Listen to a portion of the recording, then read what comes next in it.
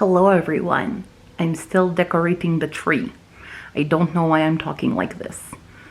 I'm losing my mind. FYI, this is the sixth video that I filmed in one day because I don't have much other time to film videos, and I decided it would be such a good idea to do that. This was not a good idea. As I continue decorating this tree, I'm going to talk about the top 10 biggest surprises of 2019 and top 10 biggest disappointments of 2019 that I read this year. They are in order, and I'm gonna start with the disappointments first. And this means that these books disappointed me either more than I thought they would, or I expected them to be good and they weren't. It's in a weird range. It's not based on like which ones I hated the most, but the biggest range of disappointment that came with reading said book, and same for surprises. The biggest range of surprise that came with reading that book is how this has been ranked. So we're gonna start off with disappointments while I hang the first two ornamentes that my dad found. This is what they are, just FYI. First book, it's really more the first book series that disappointed me this year, and that was The Supernatural Dating Agency by Andy M. Long. The first one, The Vampire Wants a Wife.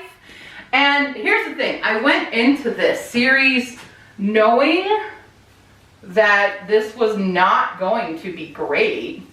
You know, I knew this was going to be a dumb series, and it was, but it got so much worse as time went on. The first book was the best of it, and it was just kind of a funny satirical paranormal romance, but then it just got really bad, inexplicably bad. The next book, number 9 on my list, is The Thief by Megan Whalen Turner. This one I didn't have high expectations for. I thought it was going to be mediocre, and it was fairly mediocre. It just didn't do anything for me, really. It was just bleh. These are always one of my favorite ones. I don't know, they're crystals and cool. I read it as an audiobook, and it just didn't do much for me. It's made because it's supposed to be like a YA or even a middle grade, I think. And the voice actor was a very, very old man who definitely was not a good choice for a narrator, which is I think why I didn't like it very much at all. I also like these ones. They're little mirror boxes. The Thief is not a series that I will be continuing. It was a meh series. Number 8 was The Scorpion Rules by Erin Bow. The concept of this book was very interesting, and I was really excited about it. And if anything, I thought it was gonna be like maybe a high 3 to 4 star book, but it was really, yikes, see all those. The first book and second book of the series were so different. It really did not feel like you were reading the same thing, and it just was a major disappointment. Number 7, The Wolves of Willoughby Chase by Joan Aiken. I bought this one in Ireland, which is why it was such a disappointment, because I was excited about all the books that I bought, and I thought this was gonna have werewolves in it, and it didn't. And I was really mad because we deserve werewolf content, and I didn't get that. The little Dokomo. He's not really an ornament, but I made him one. I got him my first time in Japan. Come on, Dokomo. Wolves of Willoughby Chase it was very Charles Dickens, David Copperfield. I did not enjoy it. Number 6, The Descendants novels by Melissa De La Cruz. Here's the thing, I am a fan of Descendants on Disney Channel. I think it's cute and fun and something that newer and older generations of Disney fans can appreciate. Because who doesn't want to know about the villain, the children of villains? You know, it's an interesting concept. The problem was they weren't like novelizations of the movies. They're like little novellas between movies, but they didn't match up with the movies, and it would have been fine had they not been like, find out what happens next in the movie. And so they're a literal tie-in, but they didn't tie in because the continuity was not there. And I'm like, well, that was a dumb move to make. Why did you do that? We have a lot of like ornaments that come in 3s, one for each daughter, basically. There are 3 mice. I forget which one's supposed to be me. I don't think it's the wreath. The wreath, I think, is Emily. I think my eldest sister Valerie, is this one, which is the tree. I don't know where I am. Where's Minnie Mouse? Number 5 is Curse Workers Trilogy by Holly Black. And the reason this one is such a disappointment, because it was still a good book, but it was highly disappointing because it's a Holly Black book and it didn't live up to my Holly Black standard that I have from the one book I've read of hers. But from all the hype and stuff about Holly Black, you'd expect a lot more. And this series did not quite reach that level of Holly Blackness that I want in a story. You ready for this? We're with my uncle, all 3 of us, and look, we're color coded. Pink, purple, and blue. Find a lot of our colors in our family, in my family.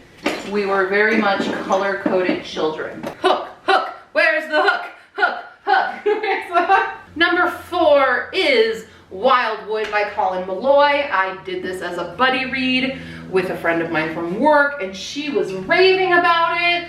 It's a book that I had owned and subsequently unhauled to move to Japan, and then now I own again. I even own a signed copy of it.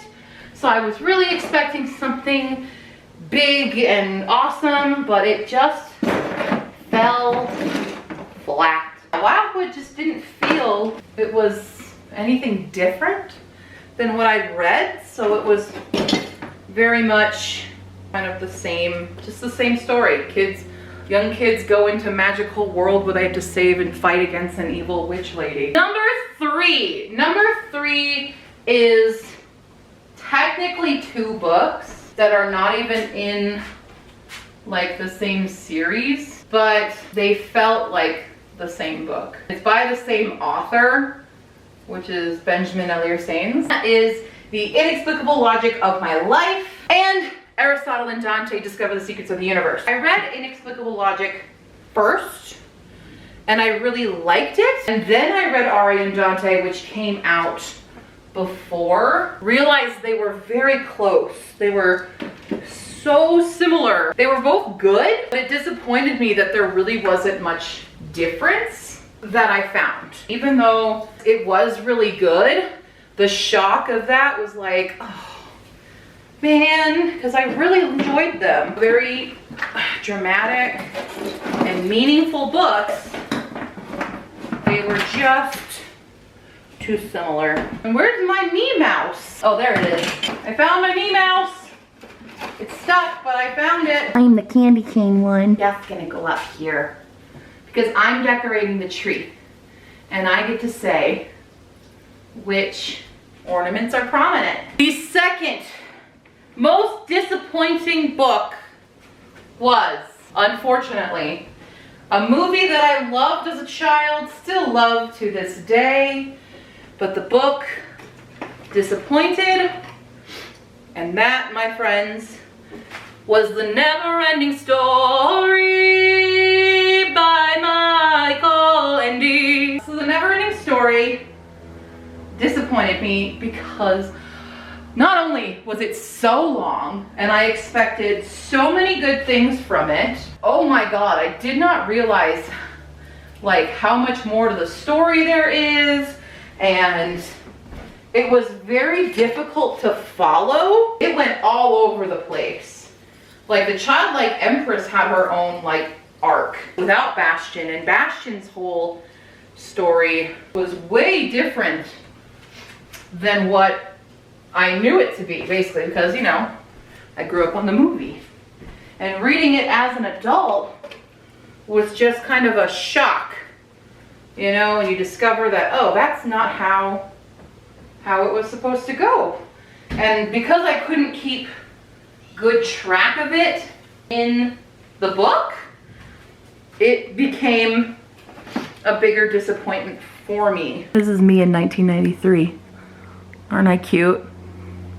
And the number one biggest disappointment of the year that I was so looking forward to. I expected so much more out of it. I loved the movie Crazy Rich Asians by Kevin Kwan. I said it. I expected so much from these books, and I knew they were satire, but it didn't feel like satire. It felt just bad. Like my 3rd grade haircut, it was just bad. I didn't like it. It wasn't actually like about Rachel and Nick. I almost forgot his name. There's so many characters I didn't like. Granted, there were parts I did like. There were definitely characters that I did like, but all the stuff with like Kitty, I was like, why? Who cares? I just wanted a lot more Rachel and Nick.